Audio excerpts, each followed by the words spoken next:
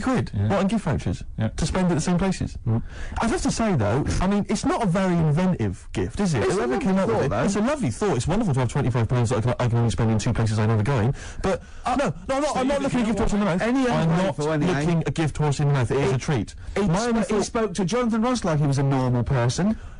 From someone whose dad buys me a spade for Christmas, I thought you'd be grateful. It's one of them things, isn't it? Like I said before, when you first see something, it's a bit of a shock. Do you know what I mean? It's like the Elephant Man or whatever. Yeah. First time you see him, it's that sort of, oh, look at that. Do you remember the first time you saw Steve? No, I'm not being funny. Do you remember the first... Yeah, but I've said this before, it's always, then you get used to how people look, and you don't... No. I'm gonna burst. You have to play a record. No, but... Do you know what I mean? It's brilliant. I'd like to rent you out to people. See me, I'm different. I would happily leave him now in the bottom of the cupboard. Until quiz With the night. Scalextrics. Until the old pub quiz night, when there's no one else who will have you on the team, and suddenly you want to be your best mate. Done him again. Right? Yeah, where's his mum and dad then, Carl? Yeah? In Bristol. Yeah. Do you know what Steve said when he saw that, Carl? Go on. He said, it has captured Carl. What do you mean? Well, you just look utterly gormless. In the picture. It's captured you brilliant. You know how, like, a good photographer can do that? They can capture the essence of someone. That's good stuff.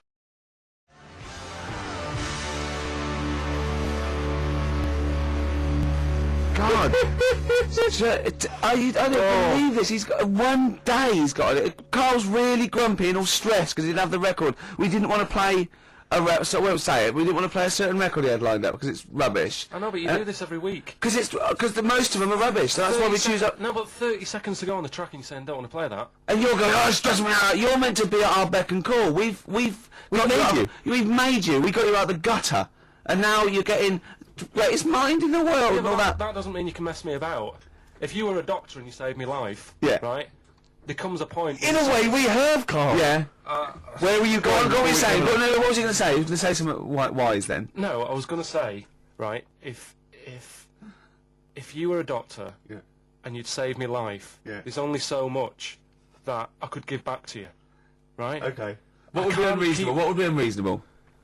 Well, you know. Forget doctor, don't forget, because no, the doctor's, that's its job, right? Supposing I was just walking along and I saved your life, I gave you a kidney, or I, resuscitated you, or I dived into icy water. What could I hope from you then before you start going, hold on, what would you be willing to do for me until you sort of got, lost your rag a little bit? Because I was asking too much. So, didn't I know you before you've, sorted a lung out for me? No. I just gave you a lung, for example. Well, I'd be a bit I'd be thinking, why has he done that? Suspicious!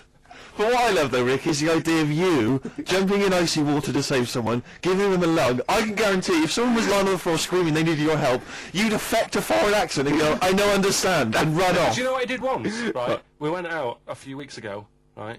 And some woman had her handbag nicked, and she was all distressed. He said, chase the fella, Carl. You stop it. Let's be honest. Imagine Ricky chasing a criminal. Look at his little legs. He'd never get anywhere. I mean, he started to run, and then he passed Starbucks or something and nicked him. For a short. How did this turn on me? Oh, I'm a bad man because I don't give lungs away. No, no one would want my kidneys or my lungs for a start. Did you chase the criminal then? I did for a bit. He walked. No, you didn't, did you? No, I did a little bit. Yeah, we sort of spread out. We missed him. Where was it, and what was the situation? It was. Did you see a bag get snatched? It was. No, she was sort of crying, and she was running. Some blokes came in, sat next to her, and then just ran off with her purse. And you walked after them. No, they'd gone, Steve. They'd actually gone, but it was just a bit distressing because she was devastated. I know how she feels as well because I had a jacket, and you think, I've just got to find them now. Yeah. Where are they? Who are they? So she was really off her head with sort of she was angry and sort of crying. Yeah. And it was horrible. It was horrible, wasn't it? Wasn't it, Carl? He's broken his mic now. Oh, right. Carl, what are you doing, mate? I don't mean this. There's only 2 weeks to go. These should be special. Carl, play the record. We've asked you to play the record. Like you. Man alive.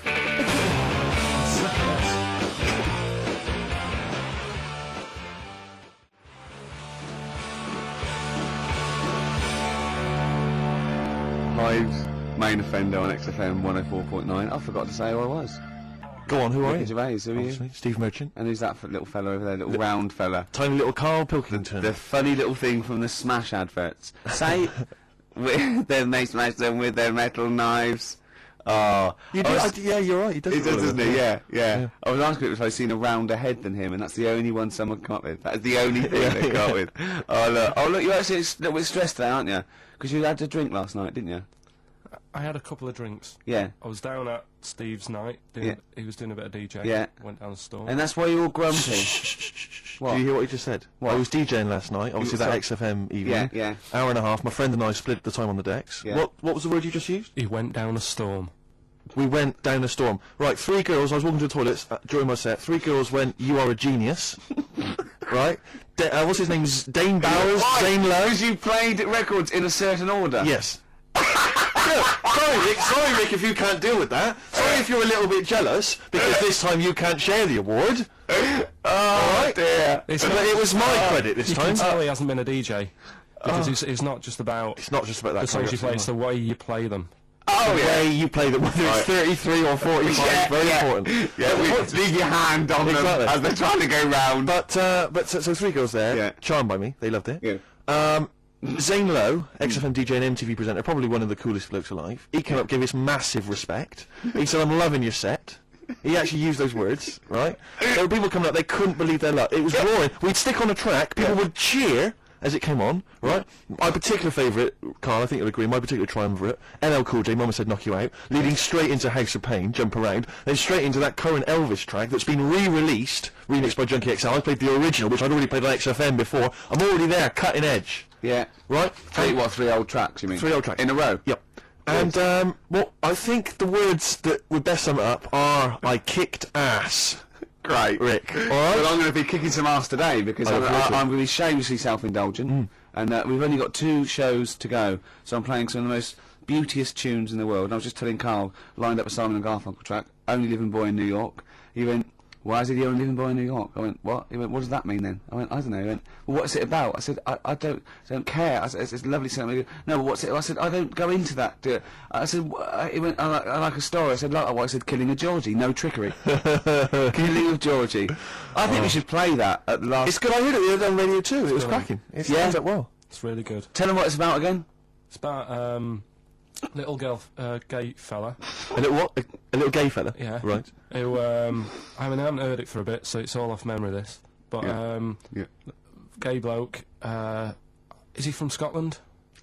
I have no idea. But he's from somewhere where gays aren't liked. Okay. Right? No. No, he is, George kind of. Borrow's Gargate's nothing more than the kindest guy I ever knew, right? Now, all he did was, right, his father said, "How can my son not be straight?" Kicked him out, right? Goes to America. Yeah, but you can handle Yeah. all that. You can handle your dad not getting on with you if other people around you are into the same scene. Yeah, But that's he right. was like, he was left on his own, he didn't know what to do. Yeah, He was getting stressed out. yeah. So he goes... And this I was don't know, before, like, this was before, I mean, this is, when did this record come out? Must have been 77? 77, yeah. yeah, something like that. Right. And he's During punk. Right, oh, I see, yeah. so So, you know, the village people had come along and made gay cool. Yeah. That had already happened, Yeah, but it go wasn't on. respected. but he was watching the telly or something, and he saw that New York had loads of them over there, and they're all having a good time. Sure. No, sorry. At no point in the song does Rod Stewart say little gay Georgie was watching telly and saw loads of gays in New York.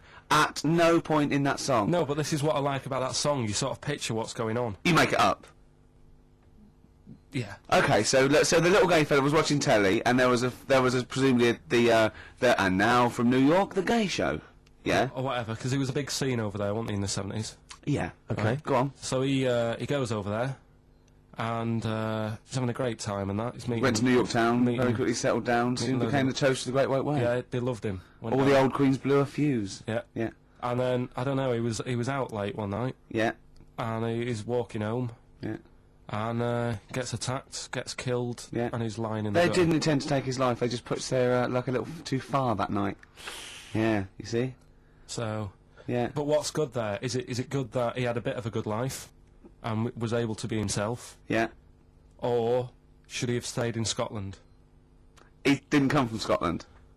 Again, I really. Well, I don't- think, is there any way we can get this song before the end of the show and play it? Because I've heard it recently. A lot of people listening will have never heard this song. They won't have any idea. Can what I we're talking can I about. say what you said when we were talking about that song once before? Is it bad? It might be, because we were talking about Georgie Boy and he got it. I don't know. What? It's when you said. Well, it's a fact. I don't think if Well, any- he said. So it's for King of Georgie. He gets out. Dies. Right. He goes. Well, they do go out late. I know Gay people I go know out a few late. gay people, and they start to party late on. That's what in Soho, right? Girlfriend got in a cab, right? Suzanne was in a cab, and the cab driver was taking her to an early start, right? She works at the BBC. Early start, 4 in the morning. It was going down. It was mental in Soho at 4 in the morning. Yeah. They were all still like starting the night out. How do you know Whereas- How do you know they're gay? It's Soho, isn't it? Fair enough. Play a track. I love this. They'll try and big this out. Yeah, we will. This is Simon and Garfunkel, The Only Living Boy in New York. It's lovely.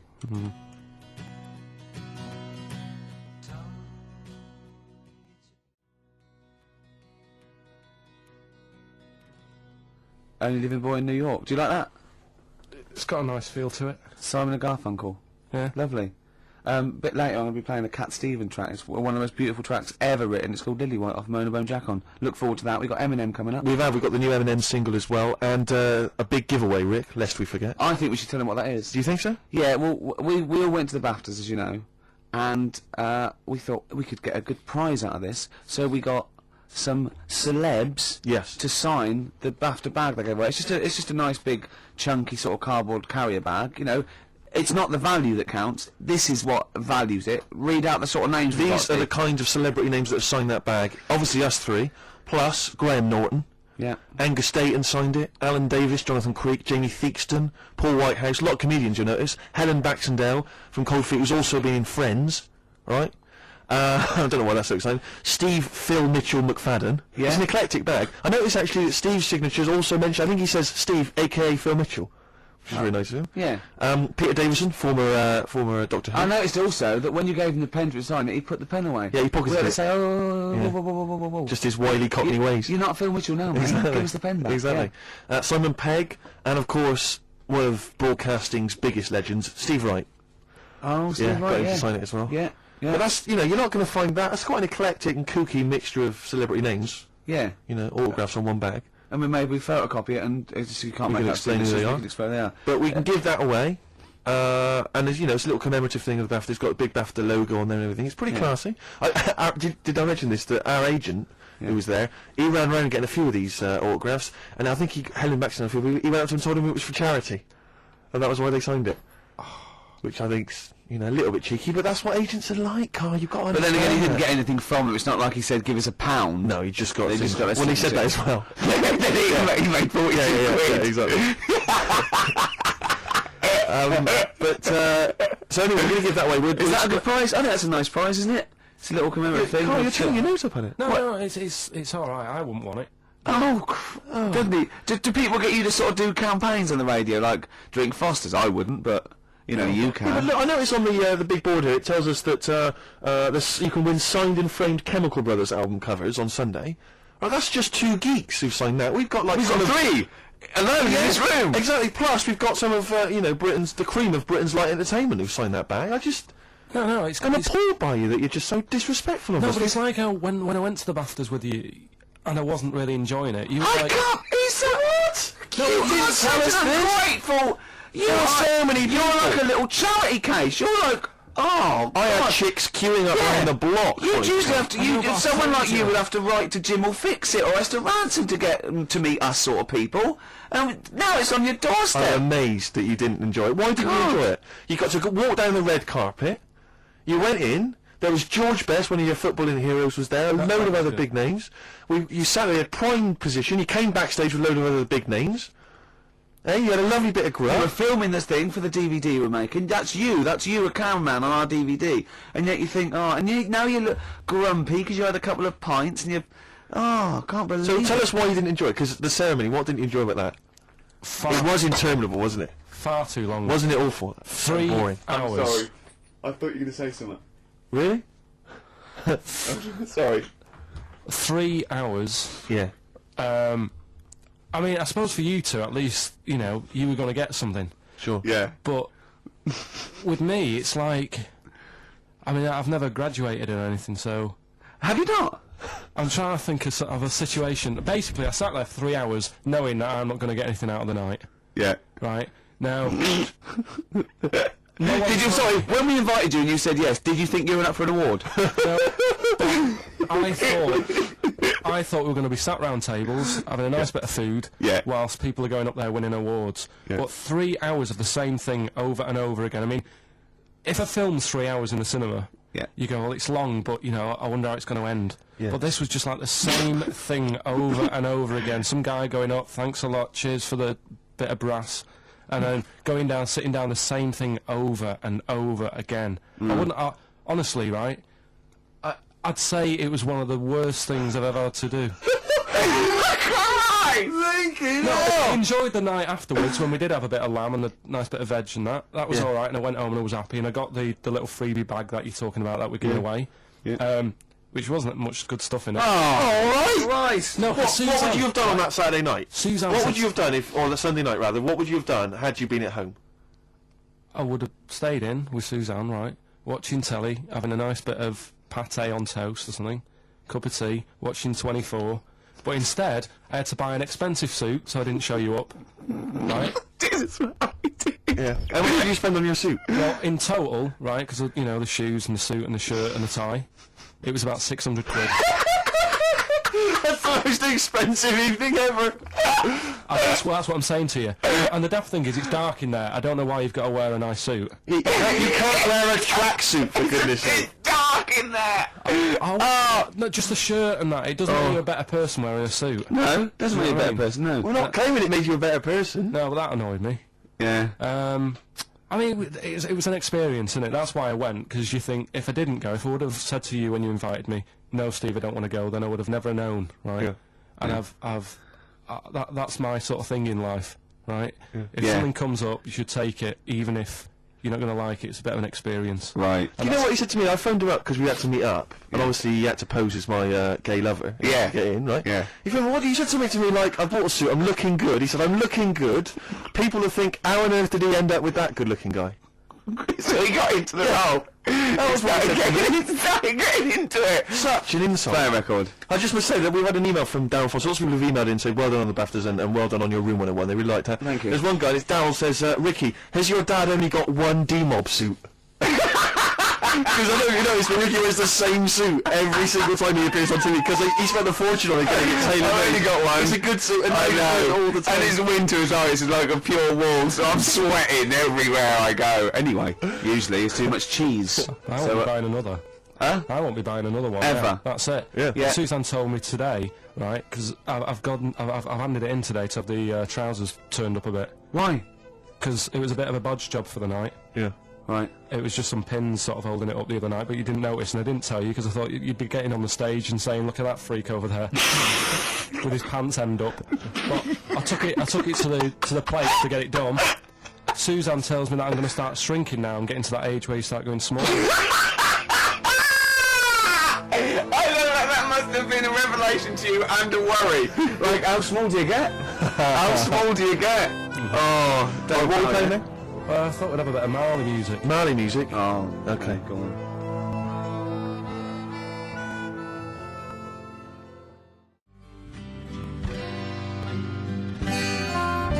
Badly Drawn Boys, something to talk about. Well, it's a good job we've got something to talk about because we're DJs on XFM 1 and 4.9. I'm Ricky Thomas with Stephen Merchant.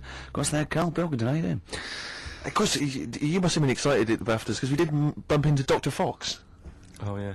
Pleased with that. Yeah. What was the challenge again? I think the challenge was you had to shout Foxy. Yeah, the challenge was, it's sort of like Jackass, but wimpy Jackass. Carl was our cameraman for the night because we were doing a making of sort of series 2 where we've filmed ourselves sort of writing it and doing bits and pieces and going to awards on it.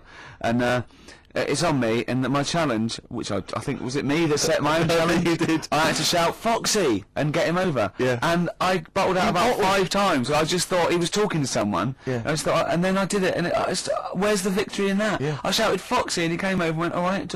think, where's the victory? I remember Just say dive off buildings and things. I was a little bit taken aback there because even though he was joking and mucking around, he was swearing. You don't expect that from Foxy. I'll be at if he was off Oh, duty. no, he And was. I it's- mean, he's it's a- more than wrong, but he didn't expect it to because he seemed like a lovely bloke there, but he has got an enormous head. I mean, I'm not gonna. I've I'm got not a problem with disrespecting that. him. I think he's a lovely guy, but Yeah. his head is huge. But it's Isn't in it? proportion with his big body as well. He's a chunky wombat of a man. True enough. And so am I. It was a problem getting him on screen. Sure, because of the huge head.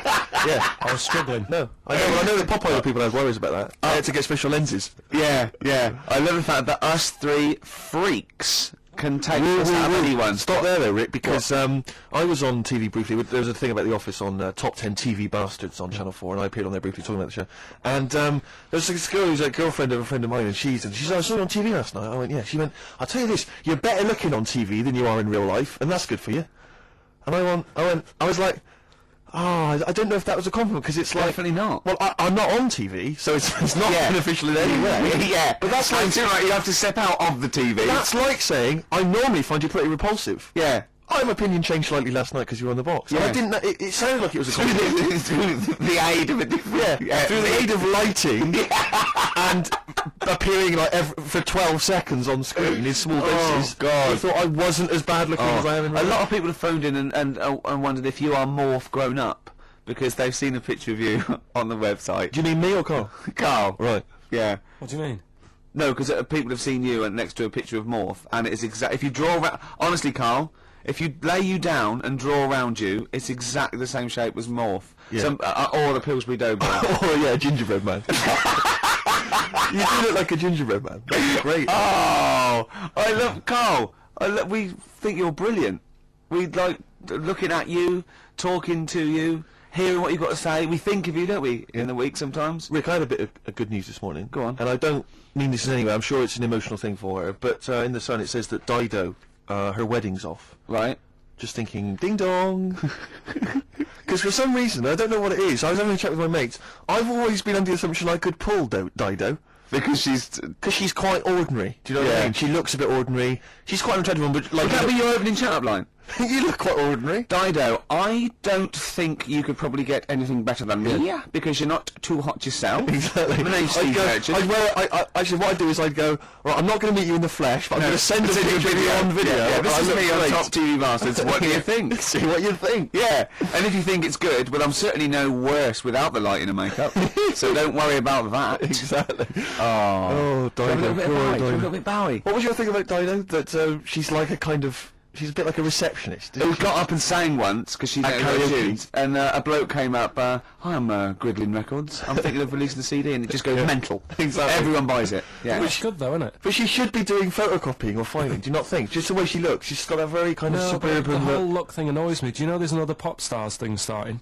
Yeah. Right, it's going on in Ireland. Apparently it's Ireland's version of it. Okay. And today it was like, you saw all these kids rushing in, there was fat ones there and ugly kids, and you're thinking, it's sad and everything, they might have a good voice, but they've no chance, right? And there was a woman there who looked a bit like Britney, and the bloke, straight away, before even hearing the voice, Britney lookalike over there, go and get her in, give her a ticket, she's through to the next phase. And it's just annoying. Dido isn't beautiful, but she's nice enough. Do you know what I mean? Well, yeah, that's why she's fine for me. I mean, I mean, my standards are quite low. So, do you think Steve should go out with her then? I mean, that's what we're asking you. Do you think he should? yeah. Okay. So a little bit of Bowie. Thanks, Carl. Try and fix that for next week.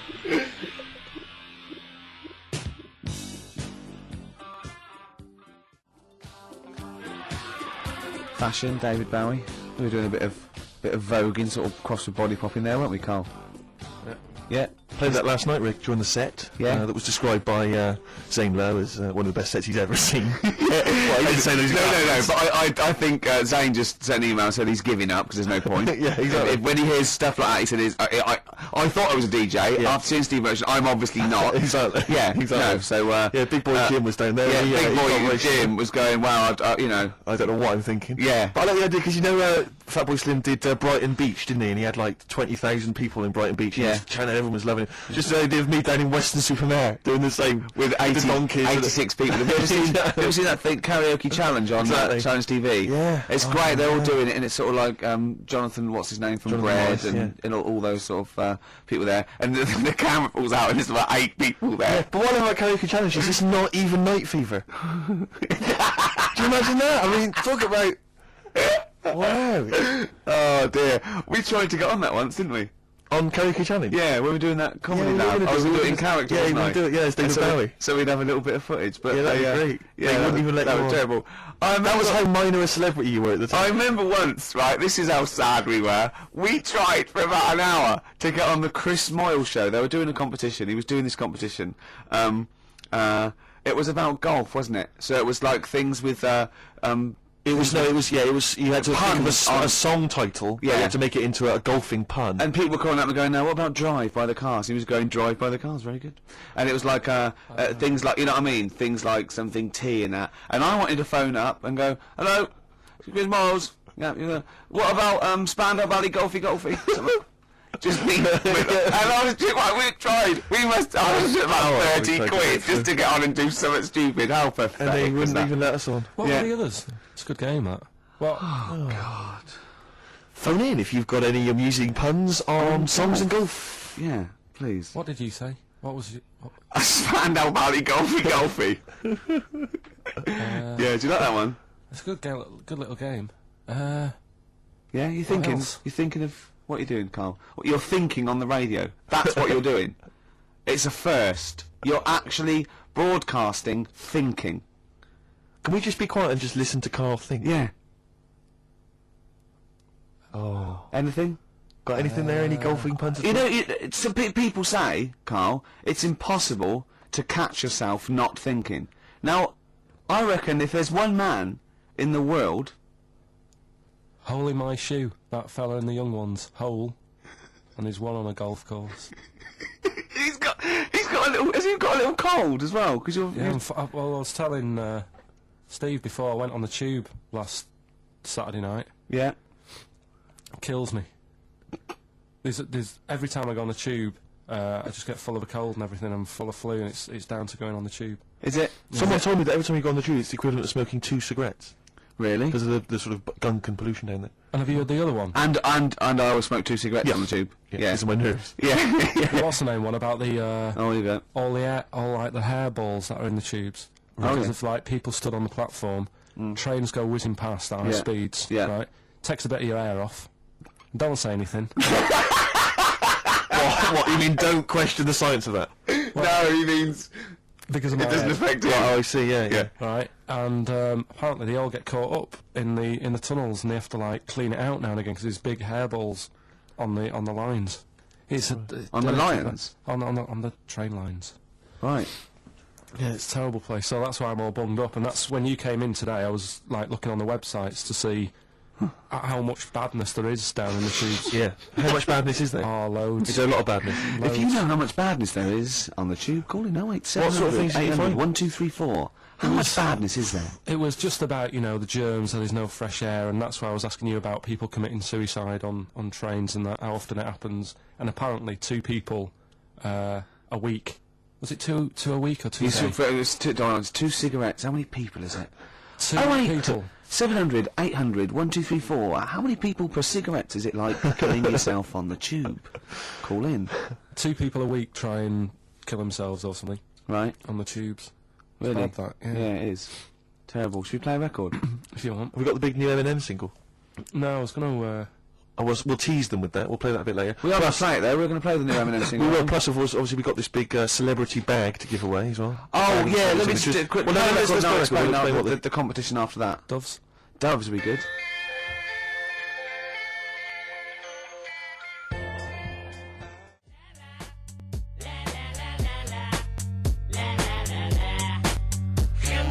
Eminem, Without Me, on XFM 104.9.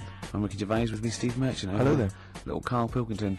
Into the last hour, 3 hours of broadcasting to go, Carl, for us. 3. Yeah. Yeah. What are you Three going to be amigos, doing while 3 we're away? Musketeers. Because you'll obviously still be working here. You have a day job, don't you? What is it you do exactly? I make stuff. You make stuff. What, like furniture? Promos and stuff. Oh, right. Sort of bit of in talk there, but basically like little trails for the station. Yeah. Yeah, That's what I do all week. yeah. So you'll be back to doing that when we're off? You don't talk to anyone, do you, in the week? You just hide in your little sound booth thing, and you really don't talk to anyone, do you? Much? Not really. No. No, I mean you might call up.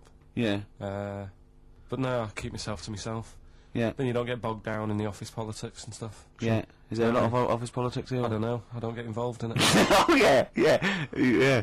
Proved your point. So when we're away and we're like out of action, other than Suzanne, who will you talk to of the day? How will you get a sort of feedback from the world? How will you get sort of like input and? I always, if ever I've got like a question on anything, the internet's sat there and I can just go online and find out. The internet is good, It's brilliant.